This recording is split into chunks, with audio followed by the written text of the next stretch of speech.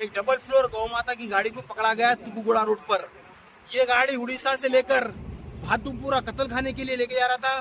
तो गोरक्षा दल के कार्यकर्ता और बजरंग दल के कार्यकर्ता मिलकर इस गाड़ी को पकड़ा गया है मेरे भाई। ఈరోజు తుక్కుగూడ మున్సిపాలిటీలో మనము ఏదైతే ఓఆర్ఆర్ జంక్షన్లో ఎగ్జిట్ నెంబర్ 14 ఇక్కడ ఏదైతే కబేలాలకు తరలిస్తున్నటువంటి ఆవులను ఇక్కడ గోరక్షక దళ అదేవిధంగా బజరంగ దళ ఆధ్వర్యంలో ఈ యొక్క కంటైనర్ను పట్టుకోవడం జరిగింది.